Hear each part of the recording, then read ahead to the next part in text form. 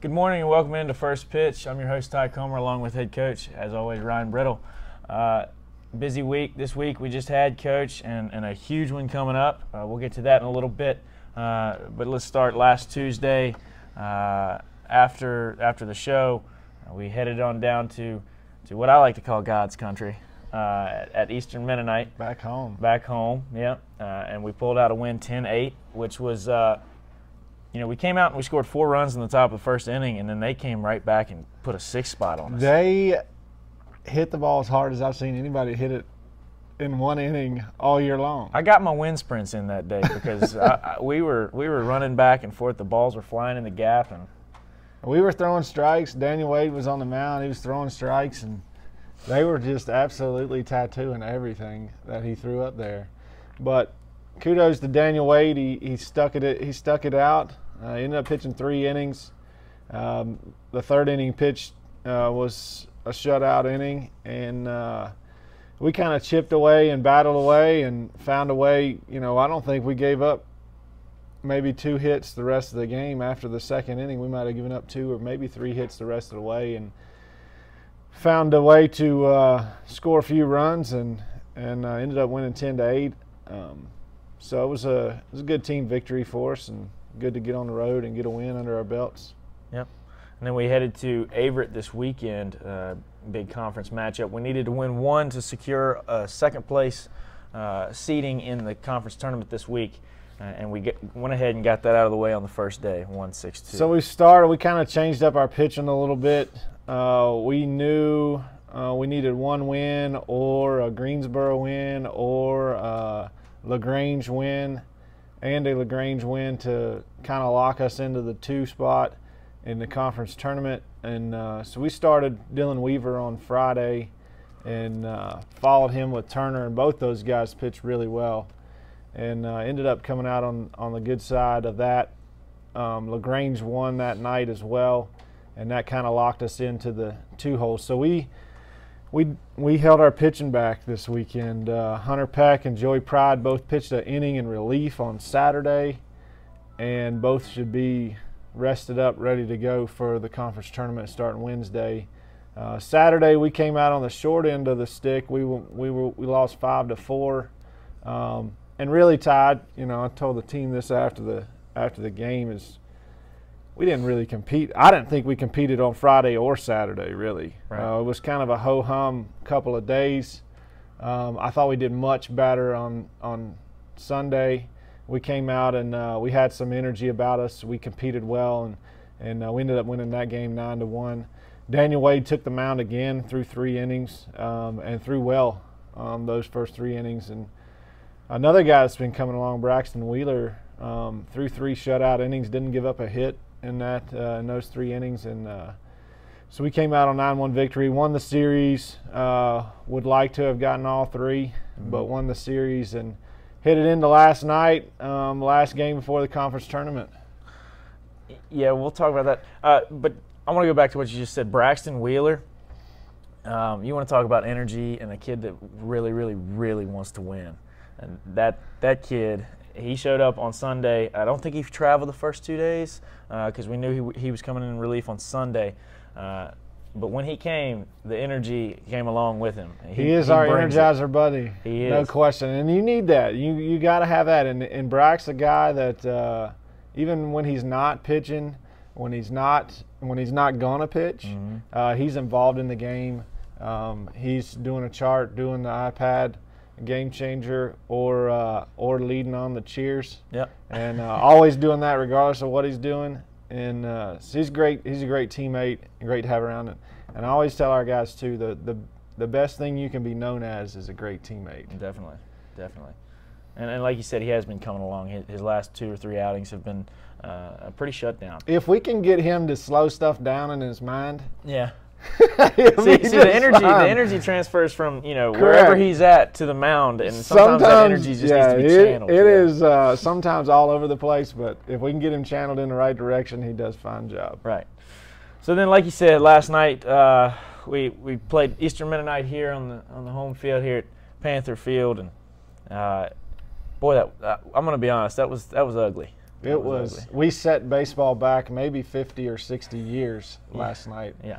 With our play and specifically our pitching. I went on the Game Changer just now, and we were talking about before the show how many pitches did we throw, because it took us 4 hours to play a 9-inning game, and miraculously we actually had an 8-7 lead in the 9th inning, and we're locked in, ready to win the game. We ended up giving up one in the top of the 9th, and then we had first and second in the bottom of the 9th, and looked like we were getting ready to strike, and we didn't get the job done then. But the way we ran our pitching out for the weekend, holding Peck and Pride back, you're talking about probably 14 innings over the weekend of pitching that you would have, and then those guys that didn't pitch those 14, the down the road guys would have been available yesterday. So we ran a bunch of young guys out on the mound yesterday, trying to get them some experience, and I just, like I said, I went on Game Changer, added up the number of pitches that we threw last night. We threw 224 pitches in a 9-inning baseball game. That's a lot of pitches. Holy smoke. I believe every single pitch of it, though.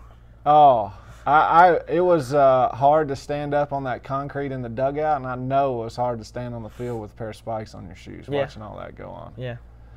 So anyway, we ended up coming out. We tied the ball game up. It was 8-8 in the 9th inning, or they tied it up 8-8 in the 9th. We went to the 10th and ended up giving up a few runs, and we lost 11-8, I think, or 12-8. I can't remember. I don't want to remember. Yeah.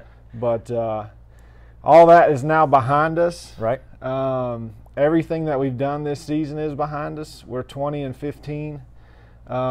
We finished 13-5 in the conference in second place, and we're headed to the conference tournament this afternoon. We're going to leave today around 3:30 and head down to LaGrange, hopefully get a good meal in our belly tonight and get a good night's rest and ready to go tomorrow. Yep, like you said, get a good night's rest, because we're going to need it, because tomorrow we face William Peace, and they've got a guy that is the leader in the conference in strikeouts. I believe he's done it for 2 years in a row now, Trevor Pence.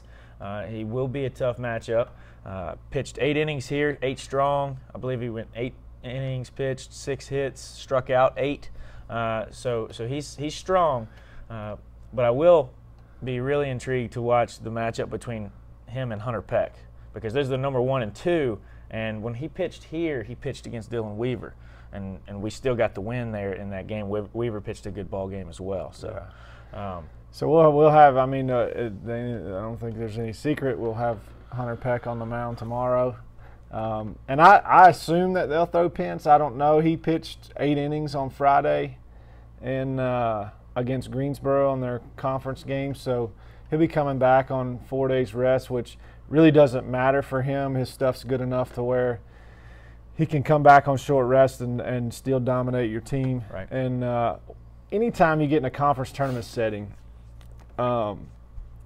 every game, every pitch is so important. The adrenaline's flowing tougher, and everybody's just kind of pumped up and ready to go. And it doesn't matter whether it really doesn't matter whether you're the 1 seed or the 8 seed or the 7 or the 2 or whatever you are. Everybody in our conference has a pitcher that can beat you in a 1-game shootout.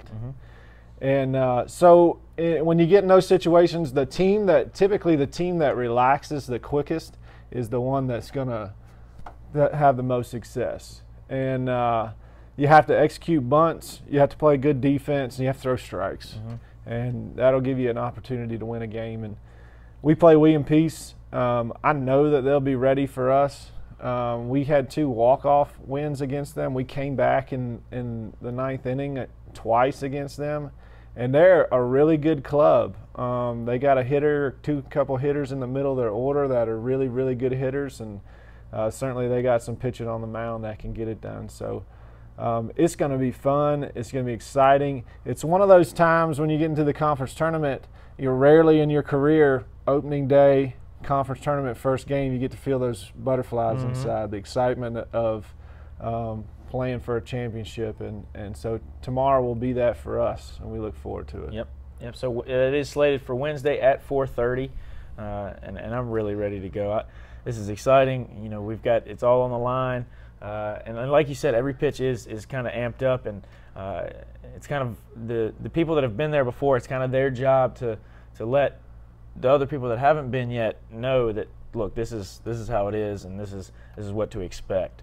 So really excited about that. So we'll move on to the questions. We've got one from our SID, Gary. We appreciate it, Gary.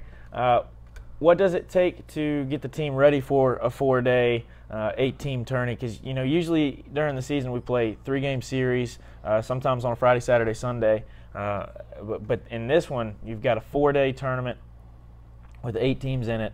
And if you lose a game, you're going to have to play 2 in a day. So. Mm-hmm. So, in all honesty, what it takes is 4 years, really, because the seniors on your team, no pressure. Yeah.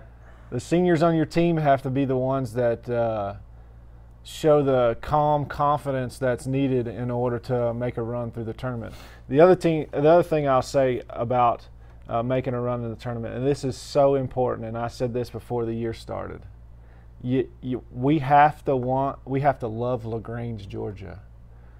We have to want to be there and play when it's 85 degrees or play when it's dark outside. We have to love LaGrange. We have to love our hotel. We got to love eating at Cracker Barrel and Mexican restaurants and fast food. We got to love those things. Right. Because if you don't like it, the teams that don't like it, they're going to get a little sour and they're going to go home first. And I love LaGrange, Georgia right now, and I look forward to getting there.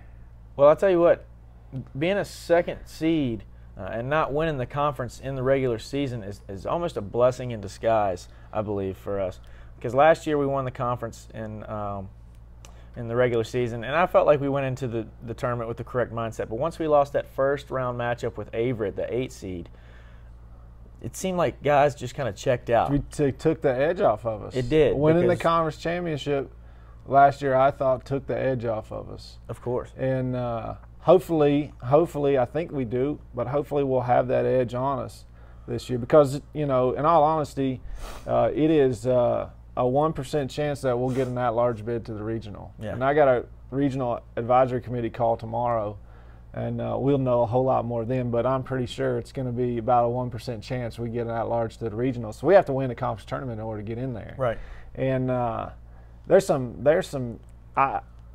guys on this team that deserve to go to the regional that worked hard, and we have some players that can do some damage in a regional. And the regional's being played at Dan Daniels Park in Danville, Virginia, an hour down the road from here. Sleep in our own beds.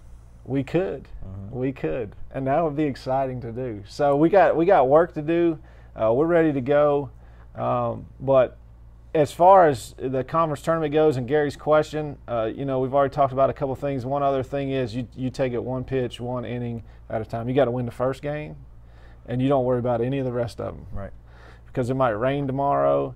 It might be a blowout tomorrow, but today's game's the most important one. We win today's game. Right. And that's it. That's the only one you think about. Another blessing in disguise as we play at 4:30 on Wednesday and not 10 a.m. in the morning. 10 a.m. in the morning. Hey, you're the number 1 seed in the tournament. Congratulations. You play at 10 o'clock in the morning. Yep, enjoy that. Holy smoke. You got to get up like 6 o'clock, go eat breakfast, get in there, batting practice. Yeah, that's the red eye special. 2 hours before the game, you're taking BP at 8 o'clock in the morning. You're like, oh, gosh. Yep. Why do That's they do tough. That? Is that because they want to give them more time to rest? It's because of, so the next day you have to play in the morning again because the losers of those games have to play in the afternoon. So they have to get the 2 winners bracket games out of the way the next day in the early so that the losers can play in the afternoon the next day. So you get a full day. You do get a full day's rest. Right. But then you get to, if you win, you're the 1 seed and you win, guess what? You're playing at 10 a.m. again the next day. Congratulations. Congratulations, yeah. So with all that being said, exciting week ahead of us. We'll join you here next week, hopefully bringing you a conference championship, and we're really excited to do that. We'll be back on Tuesday of next week, and wish us luck. This has been First Pitch. with head coach Ryan Brittle. I'm Ty Comer. Thanks for joining us.